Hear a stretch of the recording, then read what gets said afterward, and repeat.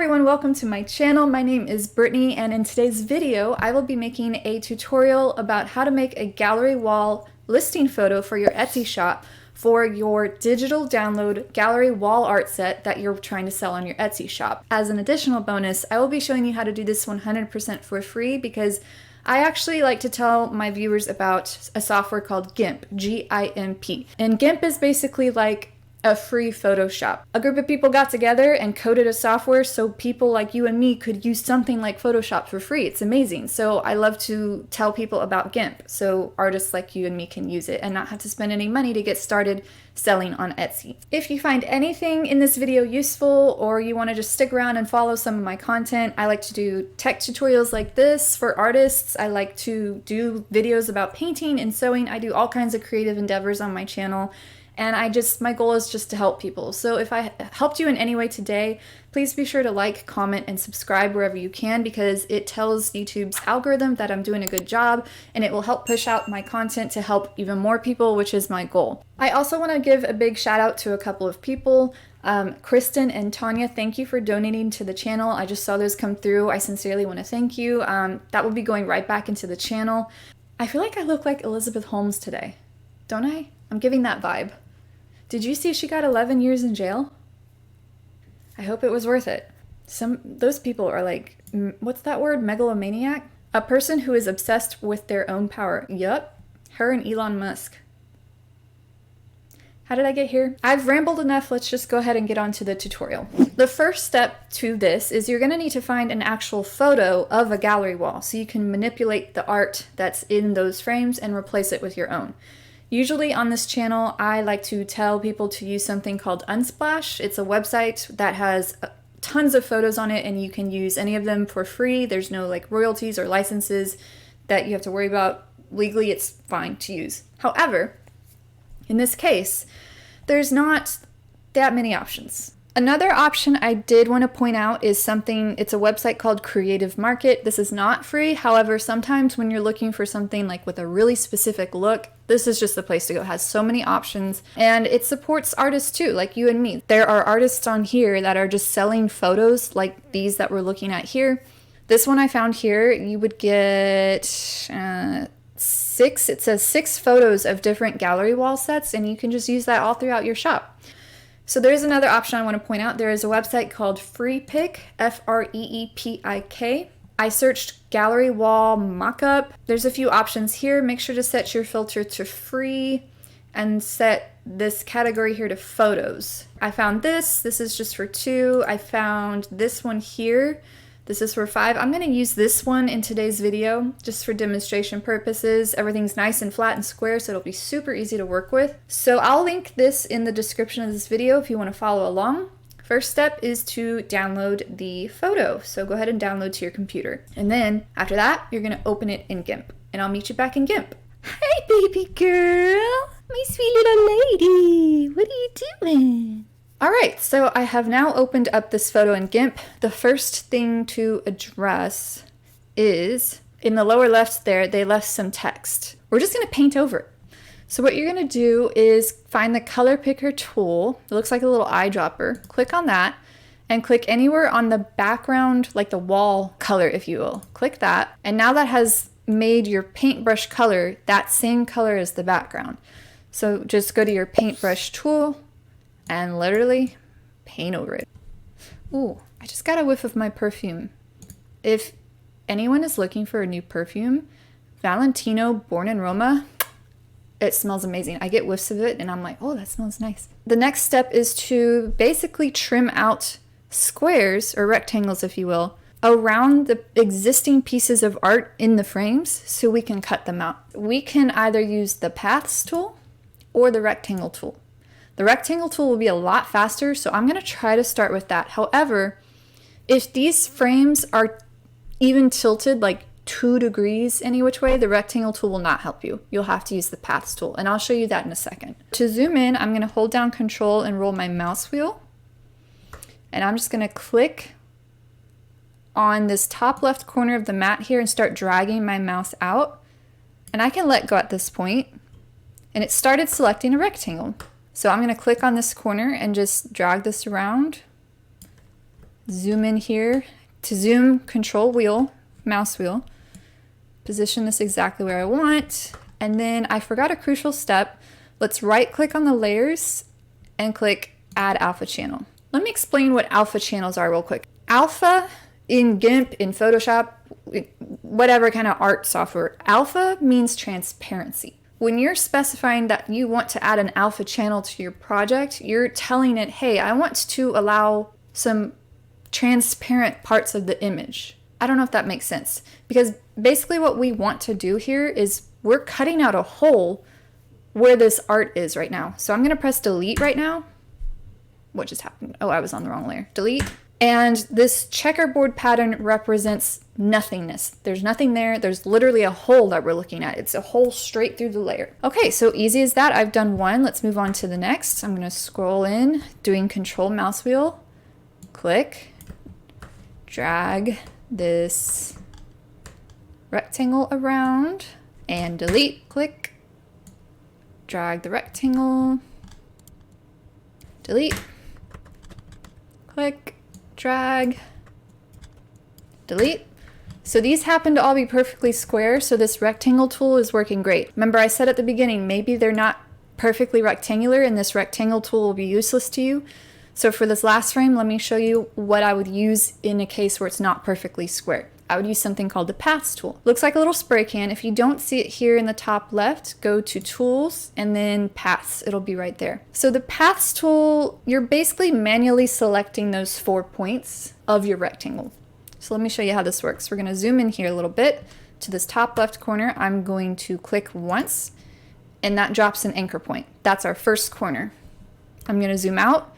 Now you can either go counterclockwise or clockwise, it doesn't matter, but you have to go in a circular path around the art. You can't cross paths. So I'm going to go this way. I'm going to go to the right and drop another anchor. I just clicked my mouse.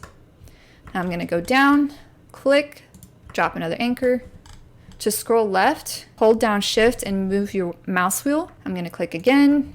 Now for this last one, to connect it all together, I'm going to click on this first anchor point, but I'm going to hold down control. So I'm holding down control, I'm going to click, and now it puts it all together into that rectangle. I will click enter at this point. You see the little marching ants that's saying, okay, I'm selecting this now. And then I'm going to click delete. And there we go. So now we have basically 5 holes in this photo. So what we need to do at this point is drag in our own art that we want to use. I'm going to go to File, Open as Layers. So what this does is it tells GIMP, hey, I want you to open 5 pieces of art and bring it in as layers in this current project because you want it all in one spot. So I'm going to do Open as Layers, and I'm just going to pick 5 of these at random. We want to bring the picture with the frames, we want to bring that all the way to the top. So I'm going to go to the right here, click where it has those frames, the layer with the frames, and just click and hold and drag the mouse to the top. And now we can see that. So let's turn everything off except one piece of art. Let's just focus on one. Someone wants to talk to me? That never happens. We're going to focus on this one layer. So it's obviously way too big right now. Let's zoom out. See these yellow lines? That's how big the art piece is. And we obviously need to make it smaller. So click Shift S, and this is the scale tool, and this is how you scale layers bigger or smaller. So what we're going to do is we're just going to drag these corners and make them fit in the frame. Now it looks like it's on top right now. It's not. See, I click scale. Now it's behind the art. Look at that, you guys. That looks great. Okay, so now I'm going to click the eyeball on the next layer so I can see it. Click Shift S so I can scale it. Drag these around. And bada bing, bada boom.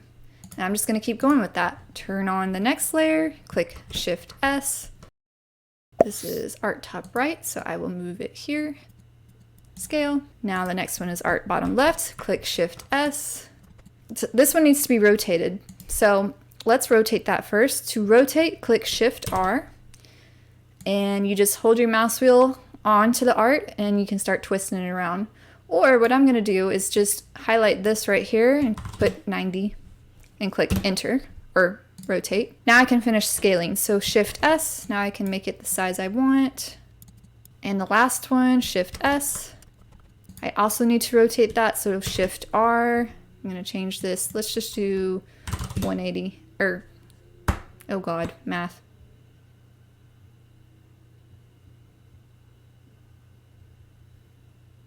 $270? There we go. I'm not too worried about centering them right now. I'm just trying to demonstrate quickly. People say I talk too much in these. I'm sorry, you guys. Okay, so that's pretty much the gist of what we're doing here. However, I would like to add a little bit of some artistic effects to make this look a little bit more realistic. Okay, the next thing I'm going to show you how to do is to add these shadows. I love a good shadow overlay on a mockup. I'm starting to get into them more. This is a bit of a manual process, so if you don't want to do this, by all means, you could be done where we were a second ago and export that as your listing photo and call it a day. But I think this just adds a nice little touch to it, so it's all going to be in one layer like that. So I will show you how to do that in these next few steps. We're going to add a new layer. I'll just call it Shadow 2. You would just call it Shadow. I'm just making a second duplicate of what I did. So I'm calling mine Shadow 2. I was actually very inspired by these examples on Creative Markup I was showing you. You can see how the shadow kind of bends and warps over the frames. It makes it look more realistic. So I tried to duplicate that. So I'm just using this as my inspiration. I'm going to pick a shadow color. Now this is a very warm palette we're working with. So I'm picking a warm shadow. It's like a warm brown. Shadows are very rarely like black and gray. Like, I know you want to think of them that way, but they're very rarely that. Same with highlights. They're very rarely white. Again, we're going to use that paths tool, and we're just going to draw the shapes of the shadows that we would like. You want to make sure that they extend beyond the border of the picture we're looking at here. So let me show you an example. So I'm just going to drop an anchor there, there. I'm going to come down straight down here over the frame. So this is going to represent the edge of the shadow. I'm going to go crooked there, so the shadow will bend over the frame like that, down, straight down, and then around back to the beginning. Remember to connect back to your original point, hold down Control and click there. Then I will click Enter. Then I will click Edit, Fill with Foreground Color. Now this looks strange now. Don't worry, it will get better. Now I will click Control-Shift-A to stop selecting that shape we just made so I can create a new one. To start a new path, I couldn't explain what's going on here, but I don't want to look at this path anymore. I want to make a new one. So I'm just going to click any tool at random over here, and it'll just get rid of that path. I'll go back to the paths tool. Now I can start a new one. Okay, so I made a long guy like this. Click Enter, Edit. Actually, that's not perfectly parallel, so I'm going to edit that. Enter, Edit, Fill with Foreground Color, Control-Shift-A to stop selecting, click a tool at random, click Paths again. A skinny guy here, Enter, Edit, Fill with Foreground Color. So you can see where I'm going with this. You just keep making your shapes the way you want, Control-Shift-A, until you finally get to something like this. Except mine looks blurry. The reason mine looks blurry and it's not those harsh shapes that we were just making is because I applied a Gaussian filter. Or Gaussian blur, sorry. To go from this to the Gaussian blur, like a blurry version of this, click Filters, Blur, Gaussian blur, and you can just play with these right here. You can make it super blurry, or I just wanted it a little blurry like that. So that's what I did on my first example I showed you. So I clicked OK, and then it made it blurry, and then I just changed the opacity way down to like something like that. Now it kind of looks like a window. Then what you can do is you can apply some filters to the art itself. I always love to add canvas filters. It makes it look like the art has been printed on canvas. So for each of these 5 layers with your art, click on the layer, go to Filters, go to Artistic, Apply Canvas, and if I scroll in, you can see it's applied like a filter to make it look like a piece of canvas. I think that's way too harsh though. I always love just a little bit. Change the opacity down, maybe something like that. Yeah, that looks fine to me.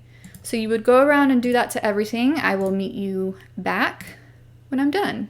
Okay, I think the last thing I will do for this is when I look at this, I feel like the white frames, they're just like so starkly white. And it looks fake to me. So what I'm going to do to remedy that is I'm going to play with the levels. So what levels do is you can basically manipulate like the whitest parts and the darkest parts of your image. And since that lightest part is that white frame and it's so starkly white, I'm basically going to make the lightest parts of the image just a little darker. So I will go to colors, levels, and this looks confusing. On the output tab here, output levels, there's a little triangle here to the right. That represents like the whitest parts of the image. And if I drag that down, that will make those whitest parts, just the whitest parts, a little bit darker. So it's only going to affect the white basically. So I'm going to hold that down. You see if I bring it down way here, it turns those white frames really dark. I just want to bring it down just a scotch.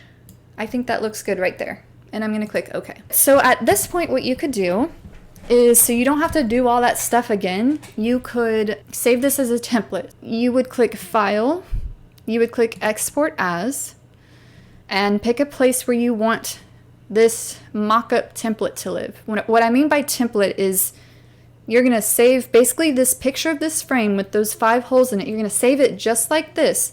So if you ever make a gallery wall again in the future, you don't have to do all those steps we just did. You literally just have to drag in those 5 new pieces of art into the correct spots, and that's all you have to do. The shadow will still be there and everything else.